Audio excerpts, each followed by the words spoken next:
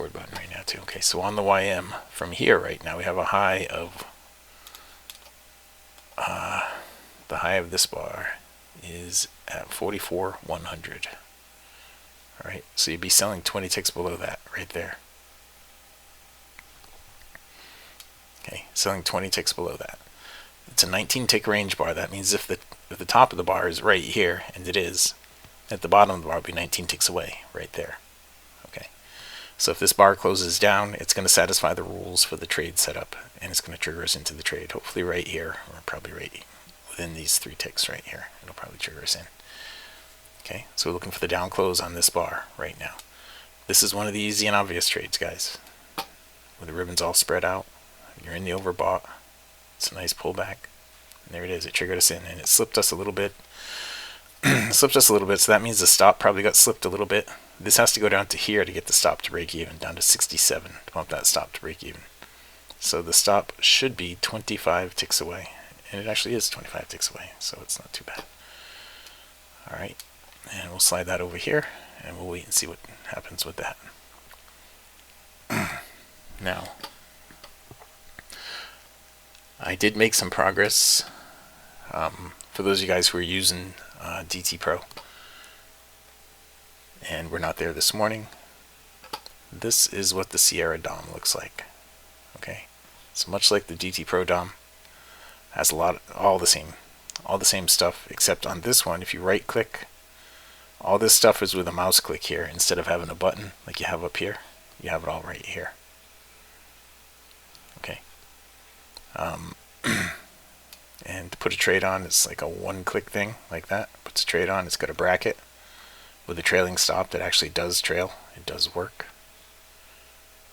Okay.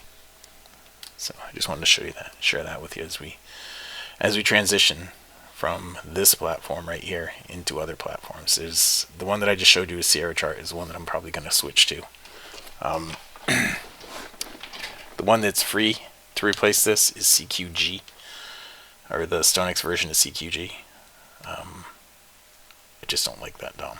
It doesn't have all the bells and whistles, and it's not easy to use like this one is.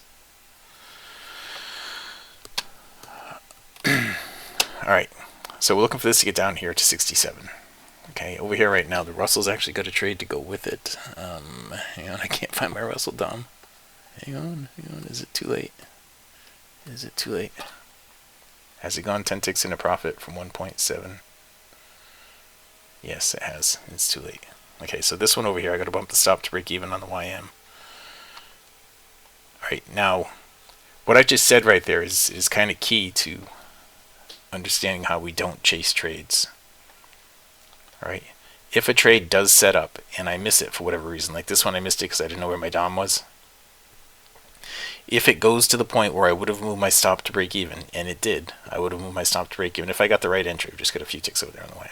If I would have moved my stop to break even right here at the entry, if I had the entry point right here at 1.4, then right down here at 0.4 is where I would have moved my stop to break even.